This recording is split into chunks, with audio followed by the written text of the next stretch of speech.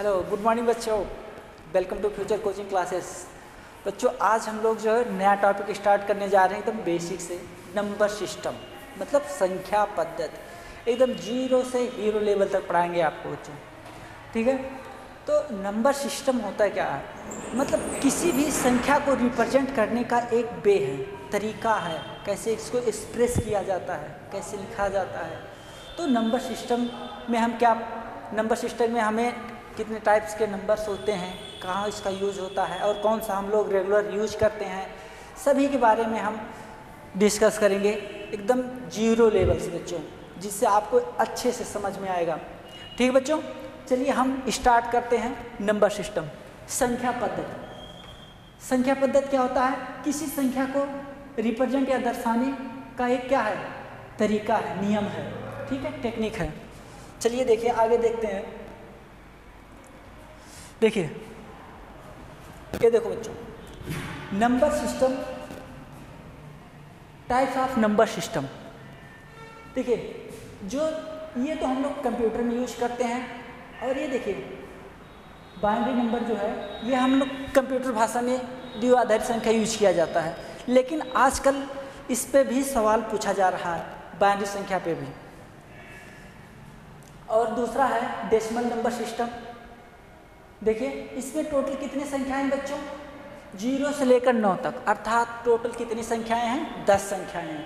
इसीलिए इसको क्या कहा जाता है, दाशमिक संख्या, मतलब जिसमें 10 संख्याएं हैं, ठीक है, 0 से लेकर 9 तक। इसलिए इसका बेस कितना होता है, 10 हो जाता है।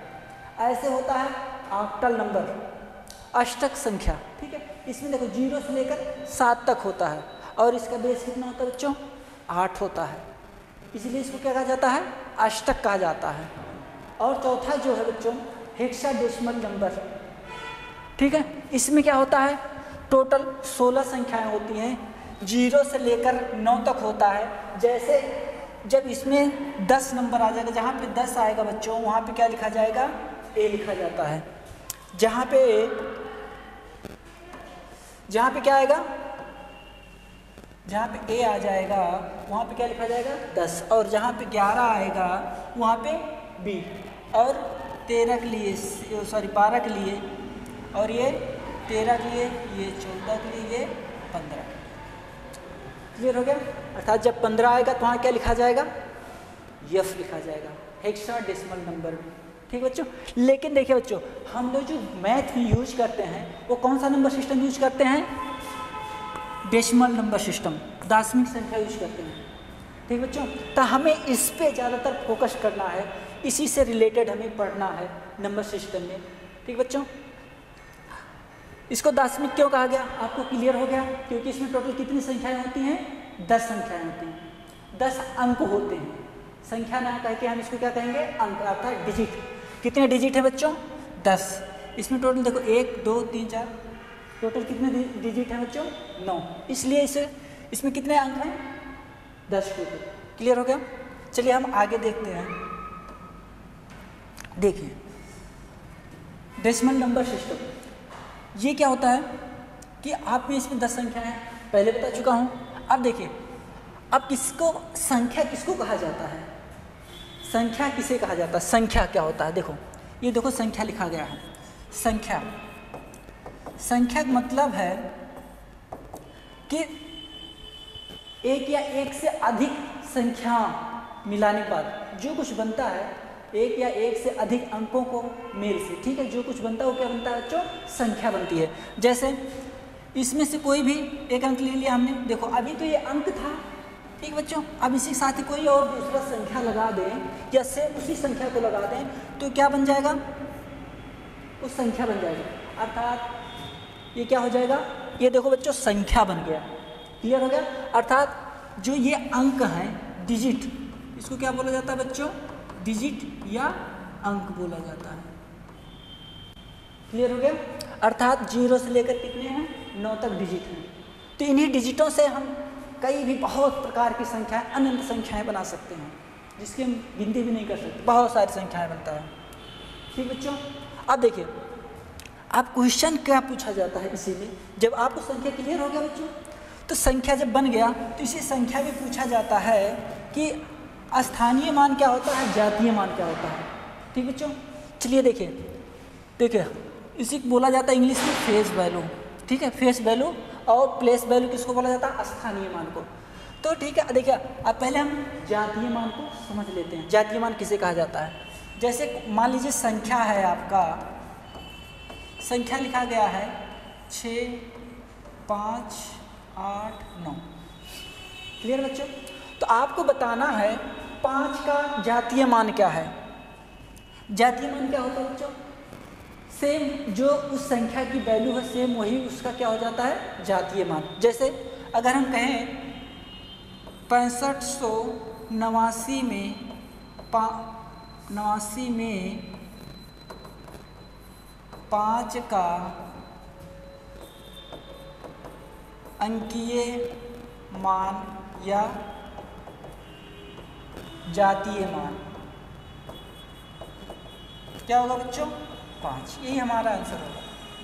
क्लियर हो गया, जातीय मान क्लियर हो गया। चलिए एक दूसरा एग्जांपल लेते हैं। जैसे मान लीजिए लिखा है 3, 4, 6, 2, 5। ठीक बच्चों, तो 5 का अंकीय मान क्या होगा बच्चों, 5। अगर 6 पूछा जाए तो 6 का अंकीय मान 6 होगा। अंकीय मान क्या होगा बच्चों, 6 होगा। अर्थात जो उस संख्या का अंक है वही उसका क्या हो जाएगा, जातीय मान हो जाएगा या अंकीय मान हो जाएगा।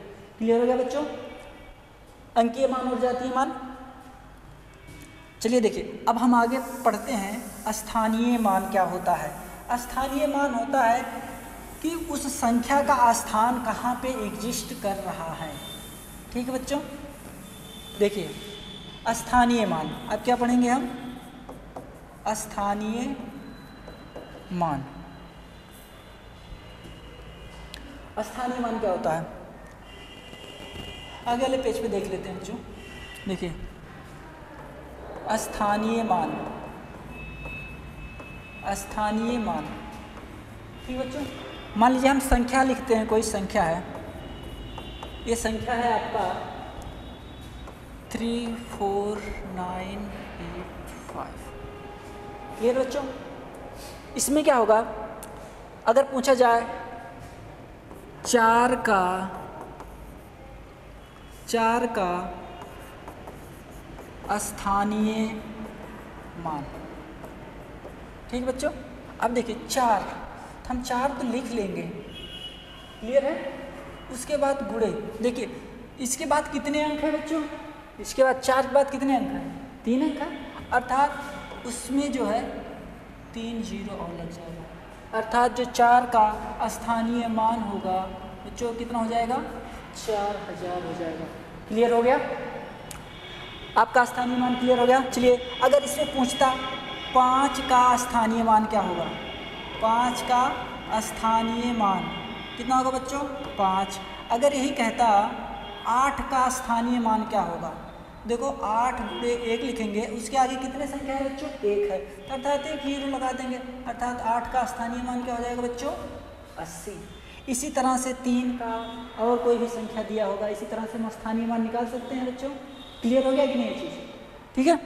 चलिए स्थानीय मान क्लियर हो गया, आपको जातीय मान क्लियर हो गया। चलिए ठीक है, अब हम आगे चलते हैं संख्या के क्लासिफिकेशन पे।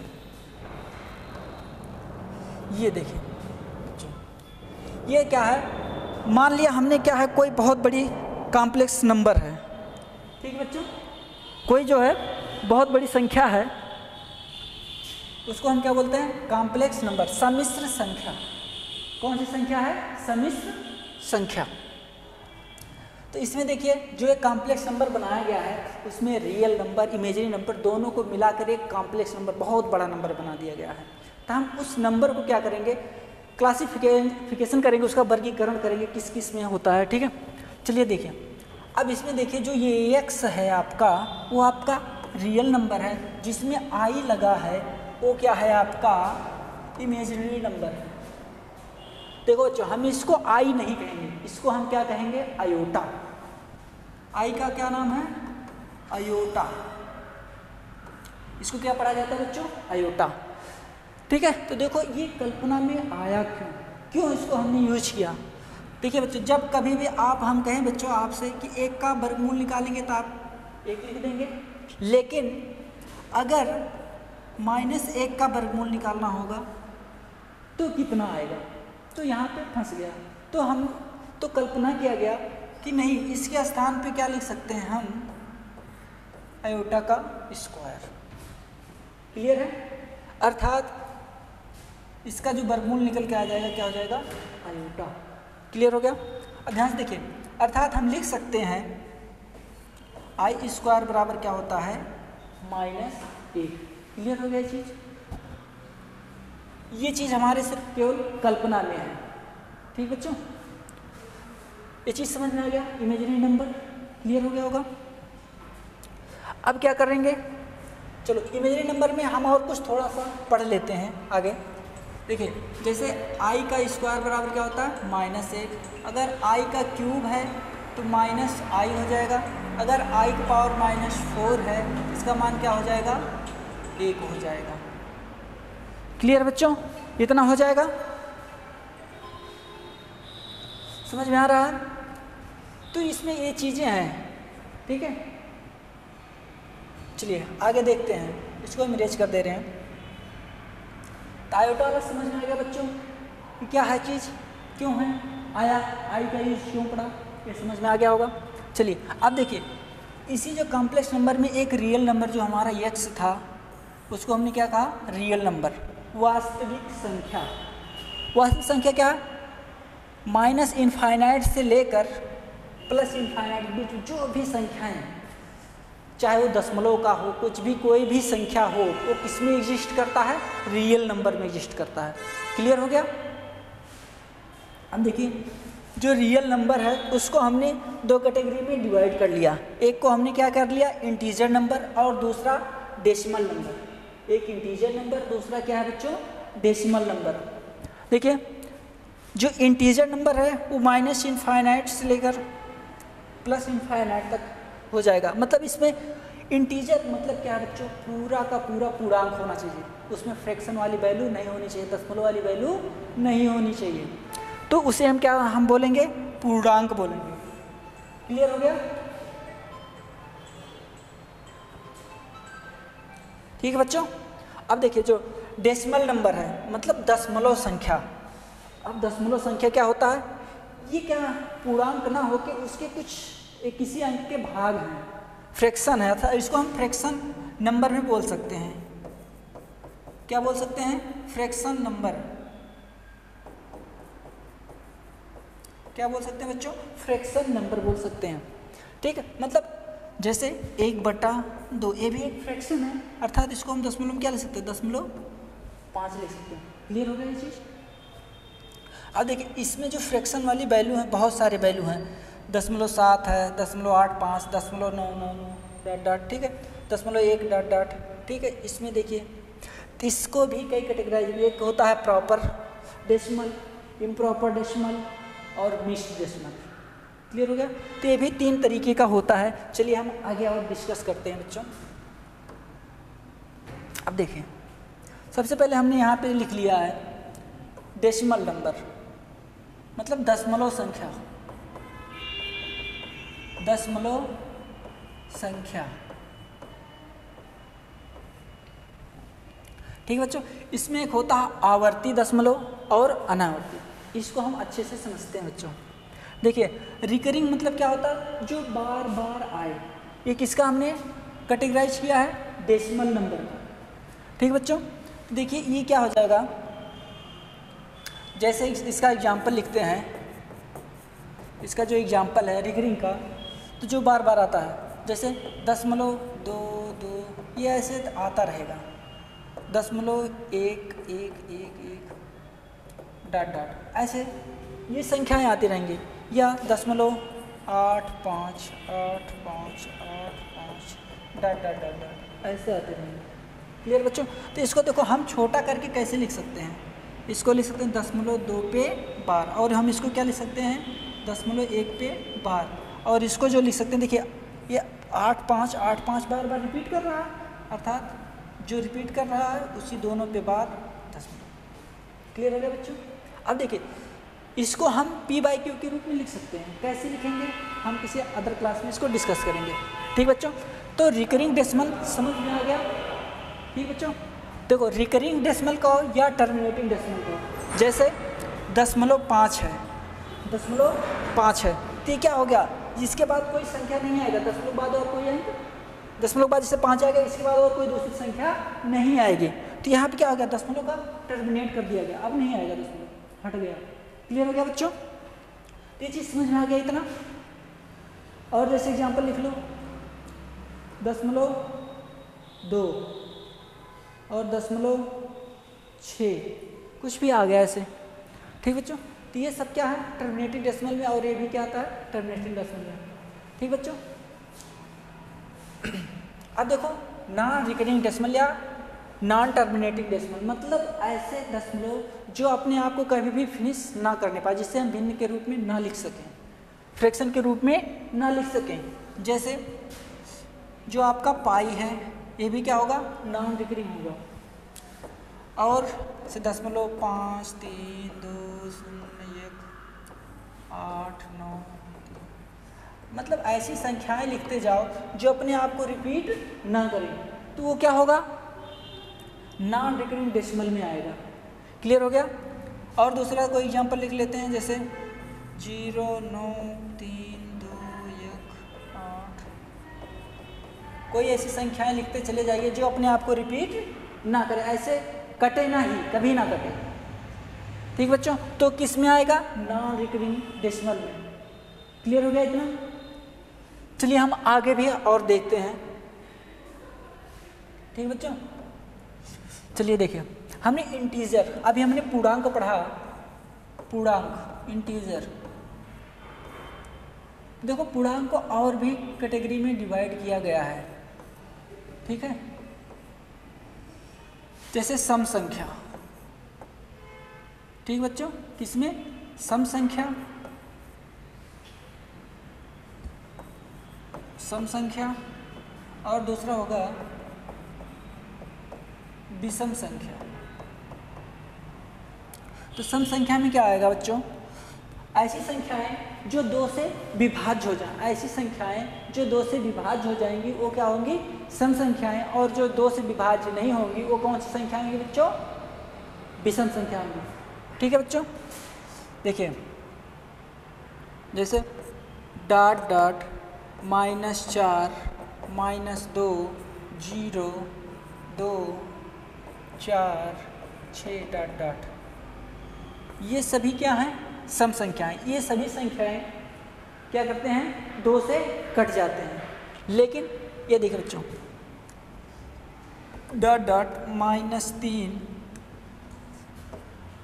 -1 1 3 5 7 डॉट डॉट डॉट डॉट, ऐसे बहुत, ये देखो माइनस वाला है। ठीक बच्चों, मतलब इधर जो संख्याएं होंगी, ये देखिए ये 2 से नहीं कटेगा। ठीक है, तो कौन सी जो संख्याएं 2 से नहीं विभाज्य होती हैं, नहीं कटती हैं, वो कौन सी संख्या होती है बच्चों, विषम संख्या। और जो 2 से विभाज्य हो जाता है वो कौन सी संख्याएं हैं, कौन सी संख्या बच्चों, सम संख्याएं। क्लियर है? तो देखो पूर्णांक को हम एक सम विषम में भी डिवाइड कर सकते हैं। ठीक है, और देखिए एक अगला हम देखते हैं, पूर्णांक को और भी कैटेगराइज किया जा सकता है। पूर्णांक को ही पॉजिटिव और निगेटिव। ठीक है, मतलब धनात्मक संख्या और ऋणात्मक संख्या। ये बच्चों, अब धनात्मक संख्या क्या होगा, मतलब 1 2 3 4 डॉट डॉट डॉट, मतलब जो प्लस वाले हैं, +1 +2 +3 +4 प्लस डॉट डॉट, मतलब इनफाइनाइट तक आप लिखते चले जाइए जो कुछ है पॉजिटिव है, तो क्या हो जाएंगे, धनात्मक संख्या। और ऋणात्मक संख्या क्या होगा, जब -1 -2 -3 डॉट डॉट डॉट, जितनी बड़ी आप लिख सकते हैं, तो सभी क्या हो जाएंगी, ऋणात्मक संख्या। क्लियर हो गया। लेकिन बच्चों अभी एक संख्या छूट रहा है, क्या छूट रहा है? 0। तीसरी पूर्णांक देखो ये आपका 0 शून्य, ठीक है। तो शून्य क्या है, पॉजिटिव है कि निगेटिव है? बताइए बच्चों, शून्य क्या है, पॉजिटिव है कि निगेटिव है? देखिए बच्चों, शून्य जो है आपका ना धनात्मक है, शून्य ना तो धनात्मक है और ना ही क्या है, ऋणात्मक है। क्लियर बच्चों, न शून्य धनात्मक है ना ही शून्य ऋणात्मक है। क्लियर हो गया। तो इस तरह से भी हम पूर्णांक को और भी डिवाइड कर सकते हैं। ठीक है बच्चों, समझ में आ गया ये चीज़। अब देखिए इसी जो पूर्णांक है या जो धनात्मक संख्याएं हैं, ठीक है बच्चों, अब इसी को हम और कैटेगराइज कर सकते हैं। देखिए अगर ये जो धनात्मक संख्याएं हैं इसको बोला जाता है नेचुरल नंबर, नेचुरल नंबर, प्राकृतिक संख्या। ठीक है, इसको क्या बोला जाता है, प्राकृतिक संख्या। क्लियर है बच्चों। लेकिन अगर इसी प्राकृतिक संख्या और शून्य को मिला दिया जाए, अगर इसी प्राकृतिक संख्या और शून्य, देखिए अगर इन सबको एक साथ मिला दिया जाए शून्य को, तो यही क्या बच्चों बन जाता है, होल नंबर। होल नंबर क्या बन जाता है बच्चों, होल नंबर, मतलब पूर्ण संख्या। क्लियर बच्चों, क्या हो जाएगा, पूर्ण संख्या। अर्थात अगले हम पेज पे देख लेते हैं। अर्थात जो आपका पूर्णांक होगा, पूर्ण संख्या होगी, पूर्ण संख्या, पूर्ण संख्या कौन सी होगी, 0, 1, 2, 3, 4 डॉट डॉट डॉट, ये आपका क्या होगा, पूर्ण संख्या। और जो प्राकृतिक संख्या है, संख्या, ठीक है, देखो इसको n से डिनोट किया जाता है, इसका 1, 2, 3, 4 डॉट डॉट डॉट, ये सभी क्या है, प्राकृतिक संख्या। ये होल नंबर है, इसको W से डिनोट कर लेते हैं। ठीक है, मतलब अगर प्राकृतिक संख्या में हम 0 को इंक्लूड कर लें तो क्या संख्या बन जाएगा, होल, मतलब पूर्ण संख्या बन जाएगा, मतलब पूरी संख्याओं से बनाई जा सकती है। क्लियर हो गया पूर्णांक। ठीक है, आगे चल के देखते हैं। पूर्णांक हो गया। अब देखिए उसके बाद आ जाता है, आप उसी पूर्णांक को, मतलब जो रियल नंबर है उसी को हम 2 कैटेगरी में कर सकते हैं, परमेय संख्या और अपरमेय संख्या में। क्लियर है। अभी बहुत सारी चीज़ें हैं आपको बताना।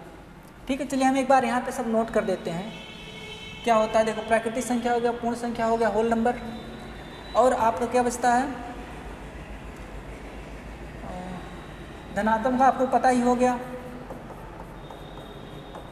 धनात्मक संख्या, पॉजिटिव नंबर, पॉजिटिव नंबर आपका होगा 1, 2, 3, 4 डॉट डॉट, ये आपका पॉजिटिव हो गया। और जो ऋणात्मक होगा, ऋणात्मक संख्या, negative number, -1, -2, -3 dot dot dot, -1। Clear हो गया, ये क्लियर हो गया बच्चों। सम संख्या क्या होता है,